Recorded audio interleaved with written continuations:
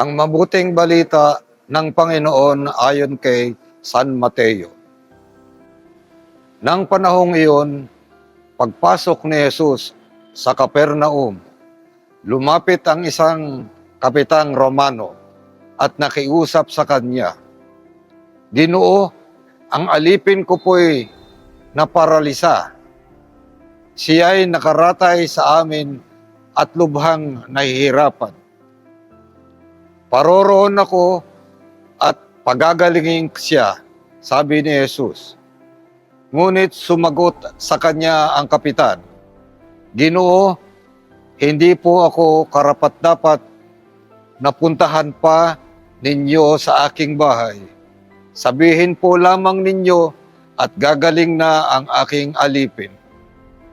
Ako'y nasa ilalim ng mga nakatataas na pinuno, at ako naman ay may nasasakupang mga kawal. Kung sabihin ko sa isa, humayo ka, siya'y humahayo. At sa iba, halika, at siya'y lumalapit. At sa aking alipin, gawin mo ito, at gagawin niya."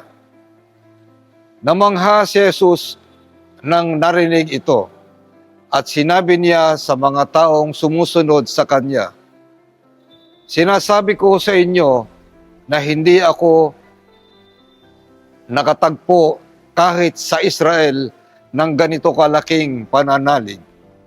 Tandaan niyo, marami ang darating buhat sa silangan at kanluran at dudulog sa hapag na kasalo ni na Abraham, Isaac at Jacob sa kaharian ng langit." Ang mabuting balita ng Panginoon.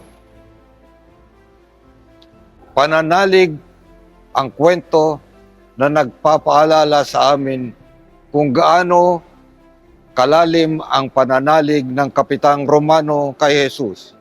Nakamamanghang isipin na kahit hindi siya napuntahan ni Jesus sa kanilang bahay, buo ang kanyang tiwala, nagagaling ang kanyang alipin sa isang salita lamang. Ipinakita niya ang pananampalatayang walang pag-aalinlangan, isang uri ng pananalig na madalas naming hangarin din sa aming pamilya. Sa mga panahong marami kaming kinakaharap na problema o pagdududa, nagpapaalala kami ng kwentong ito na ang mga pagsubok ay hindi upang pahinain kami, kundi upang patatagin ang aming pananampalataya.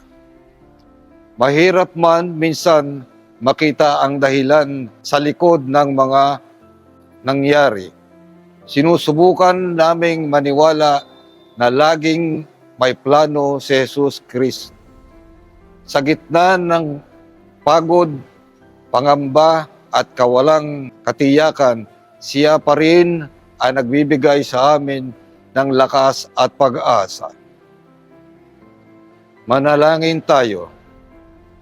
Panginoong Jesus, marami pong salamat sa patuloy ninyong pag-iingat at paggabay sa bawat isa sa amin. Tulungan niyo po kaming pagpatuloy na magtiwala at manalig sa inyo sa kabila ng mga suliranin at pangyayaring sumusubok sa amin. Mahal naming Inang Birhen, hipuin mo po sana ninyo ang inyong mapagkalingang mga kamay ang mga kapatid naming nalilihis at nawawalan ng pananalig. Amen.